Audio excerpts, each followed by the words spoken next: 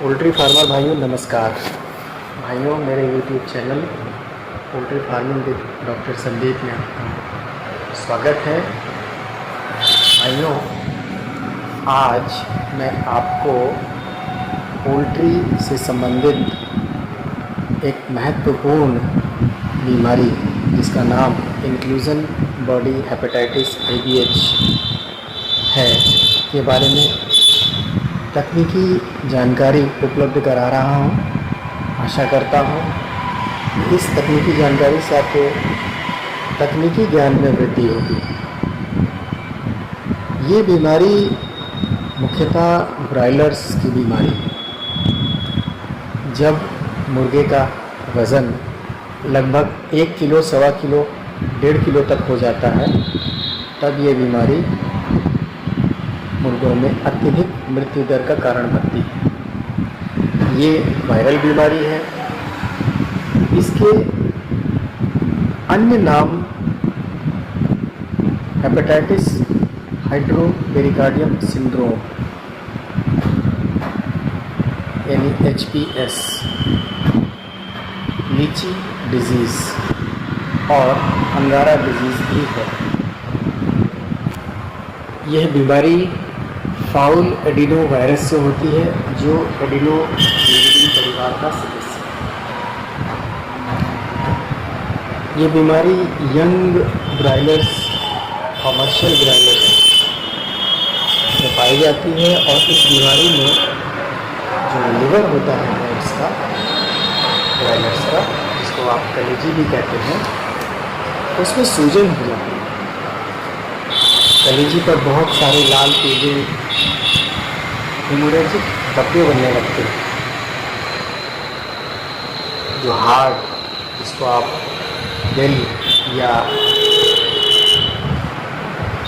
हृदय कहते हैं, उसकी जो बाहर की झिल्ली होती है जिसका नाम है पेरिकार्डियम, उस झिल्ली के अंदर यानी पेरिकार्डियल सैक में पानी भर जाता है जिसको ट्रांसुडेट कहते हैं। पानी भर जाने के कारण हार्ट का साइज़ बड़ा हो जाता है और हार्ट एक फल होता है लीची जिसका नाम है, जिसका छिलका उतारने के बाद जो अंदर से सफ़ेद गूदा दिखता है लीची का, वैसा दिखने लगता है। इसलिए इस बीमारी को लीची डिजीज़ भी कहा जाता है। इसमें बुखार बहुत तेज़ होता है। पक्षी का बुखार 111 से 112 डिग्री फ़ारेनहाइट तक चला जाता है। वैसे पक्षी का बुखार नॉर्मल 160 से 108 डिग्री फ़ारेनहाइट तक होता है, लेकिन जब 111 से 112 डिग्री फ़ारेनहाइट तक चला जाता है बुखार, तब उस बीमार पक्षी को जब आप अपने हाथों में उठाते हैं, लेते हैं, तो पक्षी का शरीर एकदम गरम होता है। इस वजह से अंगारे की तरह लगते हैं। इस वजह से इस बीमारी को अंगारा डिजीज़ भी कहा जाता है। इस बीमारी में मृत्यु दर अचानक बहुत ज़्यादा होने लगती है, लेकिन ये बीमारी तब बहुत भयंकर रूप धारण कर लेती है जब ब्रायलर में गम्बोरो यानी इन्फेक्शियस बर्सल डिजीज़ के वायरस का मिक्स्ड इन्फेक्शन भी हो जाता है और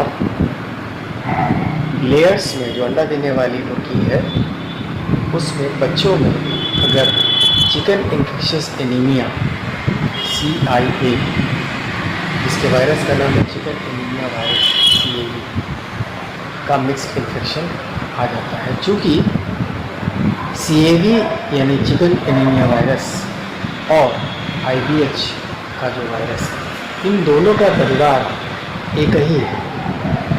ये दोनों एडिनोविरिडी परिवार के सदस्य हैं। हालांकि गम्बोरो का जो वायरस है उसका परिवार दूसरा है, वो एडिनोविरिडी परिवार का सदस्य नहीं, वो बिर्नाविरिडी परिवार का सदस्य है। जब मिक्स्ड वायरल इन्फेक्शन में बर्ड आ जाती है तो मृत्यु दर अचानक तेज़ी से बढ़ जाती है। इस बीमारी की पहचान लक्षणों के आधार पर, जब बर्ड जिंदा है तो जो लक्षण दिख रहे हैं उसके आधार पर की जाती है। मर जाने पर पोस्टमार्टम करने के बाद जो अंदरूनी अंगों में बदलाव आता है इस बीमारी की वजह से, उनके आधार पर इस बीमारी की पहचान की जाती है, जिसमें इंट्रा न्यूक्लियर इंक्लूजन बॉडीज़ बनती हैं। हिस्टोपैथोलॉजी से भी इसकी जांच करके इस बीमारी का पता लगाया जाता है तथा पॉलीमरेज चेन रिएक्शन PCR के द्वारा भी इस बीमारी की पहचान की जाती है। चूँकि ये वायरल बीमारी है और अन्य वायरल बीमारियों की तरह इस बीमारी का भी कोई सटीक इलाज उपलब्ध नहीं है, परंतु जिन बीमारियों का इलाज उपलब्ध नहीं है उन बीमारियों का बचाव इसकी वैक्सीन लगाकर, टीका लगाकर किया जा सकता है। इस बीमारी से बचाने के लिए पक्षी को उम्र के पहले हफ्ते में ही IDH किल्ड वैक्सीन लगवा देनी चाहिए, ताकि बचाव इस बीमारी से हो सके। सन 1963 में सबसे पहले ब्रायलर्स में यह बीमारी अमेरिका में हेम्बोल्ट और फ्रेजर नाम के वैज्ञानिकों ने खोजी थी। उसके बाद ये बीमारी पूरे विश्व के कई देशों में पाई। ये बीमारी यूरोप में, मिडिल ईस्ट में, सेंट्रल एशिया में, न्यूजीलैंड में, ऑस्ट्रेलिया, अमेरिका, ईरान और भारत जैसे देशों में पाई गई। जैसा कि मैंने पहले भी बताया कि इस बीमारी का वायरस एडिनोविरिडी परिवार का सदस्य है, जिसका नाम फाउल एडिनोवायरस है और ये मीज़ल वायरस है। इसके अब तक बहुत सारे सीरोटाइप्स खोजे जा चुके हैं। ये वायरस बहुत मजबूत वायरस है और बहुत सारे डिसइंफेक्टेंट इस वायरस को नष्ट करने में बेअसर साबित होते हैं। यह हीट रेजिस्टेंट वायरस है तथा pH के बदलाव का इस वायरस पर कोई असर नहीं होता और ये वायरस वर्टिकली और हॉरिजॉन्टली, वर्टिकली का मतलब है पैरेंट से बच्चों में और हॉरिजॉन्टल का मतलब है मां से पुस्तक में इसका प्रसार होता है, यानी फैलता है। ब्रायलर में ये बीमारी का जो वायरस है वो मुख्यतः हार्ट और किडनी और लिवर को प्रभावित करता है, ग्रसित करता है। हार्ट में यह वायरस हार्ट की झिल्ली के नीचे खून के धब्बे बनाता है, जिसको हेमरेज बोलते हैं, और हार्ट की जो मांसपेशी है जिसको मायोकार्डियम कहते हैं, उसमें बहुत छोटे छोटे फोड़े टाइप के, जिसको नेक्रोसिस बोलते हैं, वो बनाता है। और जो कलेजी यानी लिवर है, उसकी जो कोशिकाएं हैं जिनका नाम हेपेटोसाइट्स है, उसमें बड़ी बड़ी गोल गोल इर्रेगुलर शेप की इओसिनोफिलिक इंक्लूजन बॉडीज़ बनाता है, जो कभी कभी बेसोफिलिक भी होती है। इओसिनोफिलिक इंक्लूजन बॉडीज़ वो बॉडीज़ होती हैं जो पिंक कलर की यानी गुलाबी रंग की होती है। जब उनको स्टेनिंग किया जाता है, स्टेनिंग का मतलब रंगना, जब उनको स्टेनिंग किया जाता है तो वो इओसिनोफिलिक इंक्लूजन बॉडी गुलाबी रंग की यानी पिंक कलर की दिखती है माइक्रोस्कोप। और वही बेसोफिलिक इंक्लूजन बॉडीज जो होती हैं वो वायलेट कलर की दिखती है, बैंगनी रंग की दिखती है।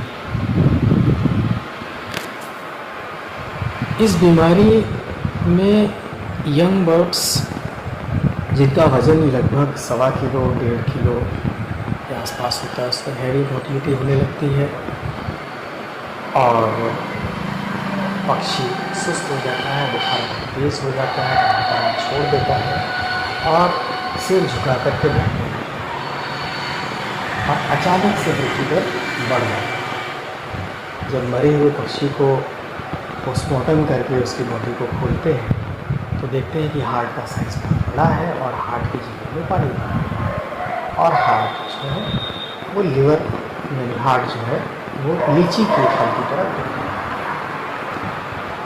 इसी तरह से किडनी में सूजन आ जाती है, कभी कभी पेट में भी पानी भरा मिलता है।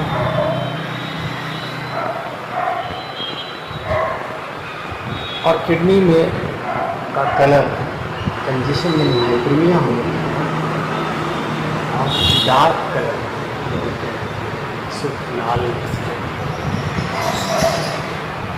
अन्य लाइलाज वायरल बीमारियों की तरह इस वायरल बीमारी का भी कोई इलाज उपलब्ध नहीं है। इससे बचाव के लिए ब्रॉयलर बच्चों में प्रथम सप्ताह में वैक्सीन चलने में लगा दी जाती है,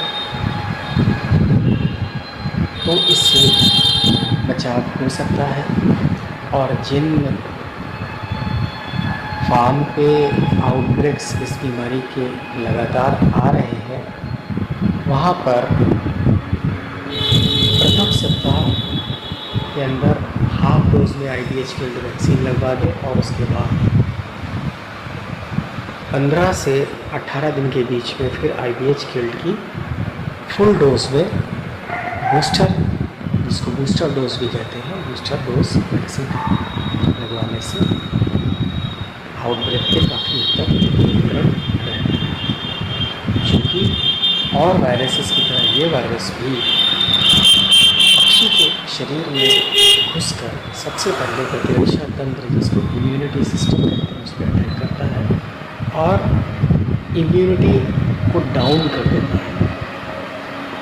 जैसे ही पक्षी की इम्यूनिटी यानी रोग से लड़ने की क्षमता कमज़ोर होती है, पक्षी सेकेंडरी बैक्टीरियल इन्फेक्शन से ग्रसित हो जाता है। इसमें secondary bacterial infection gram positive bacteria clostridium chauvoei, clostridium perfringens type C और स्टेफाइलोकोकस एंड स्ट्रेप्टोकोकस बैक्टीरिया इस पे हमला करते हैं। चूँकि इस बीमारी में बुखार यानी फीवर बहुत तेज़ होता है, 111 से 112 डिग्री फ़ारेनहाइट तक होता है, तो ऐसी परिस्थिति में ट्रीटमेंट कैसे किया जाए? चूँकि इस बीमारी का कोई इलाज उपलब्ध नहीं है, तो लक्षण के आधार पर इसका ट्रीटमेंट किया जा सकता है। लक्षण के आधार में चूँकि बुखार तेज़ है तो बुखार को कम करने के लिए पैरासीटामोल टैबलेट्स पानी में दिया जा सकता है।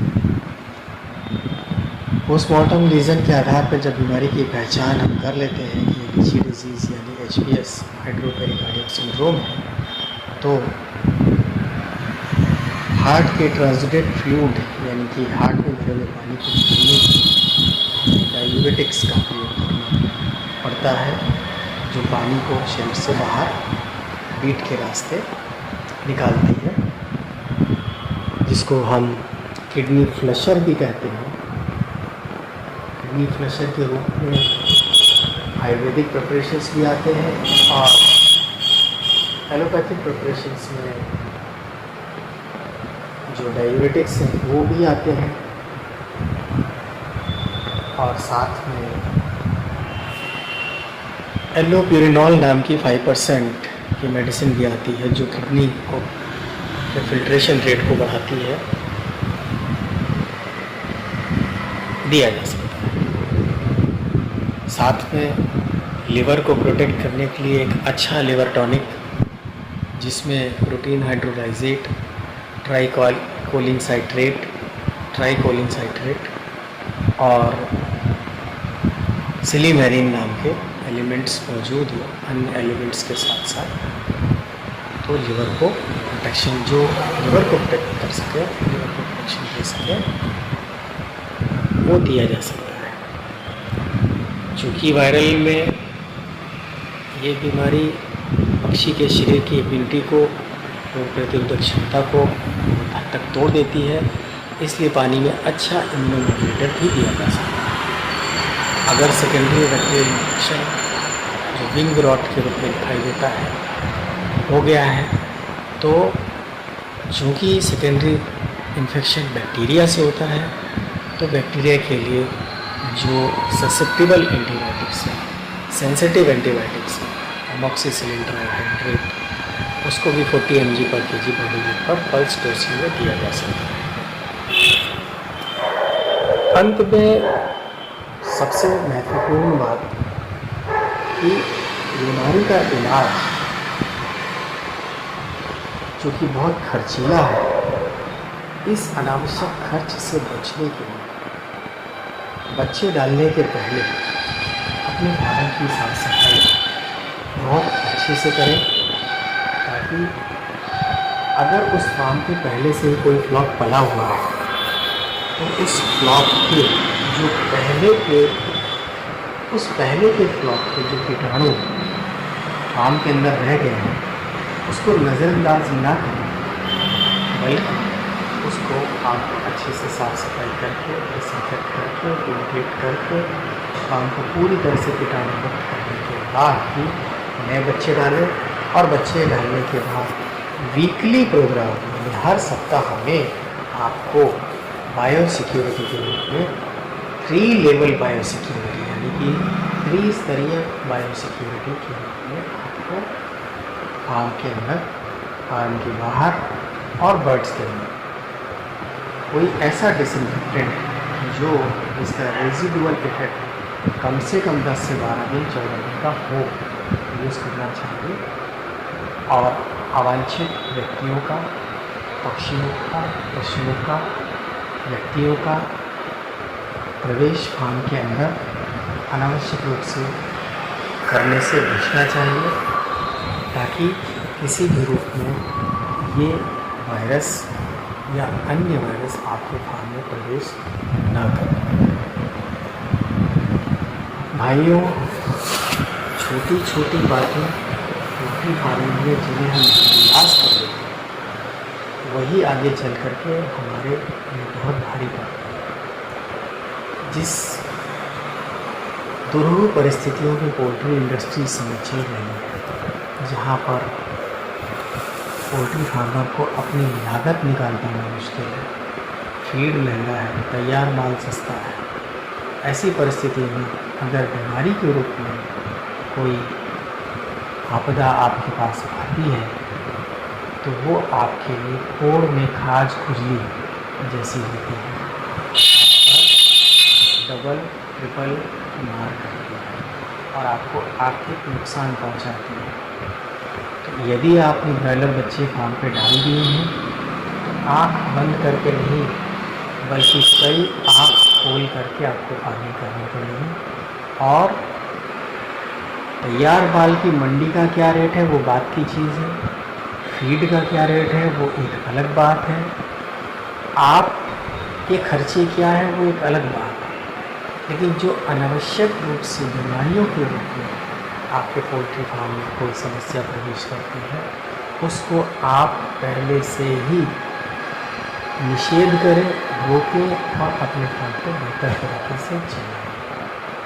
अंत में मैं आपसे फिर कहूँगा कि जानकारी आपको मनवर्धक लगी हो, अच्छी लगी हो तो मेरे इस चैनल को कृपया लाइक करें, सब्सक्राइब करें, शेयर करें और बेल आइकन दबा दें, ताकि मेरे अगले आने वाले आगामी वीडियोस भी आपको सुगमता से मिलें। धन्यवाद।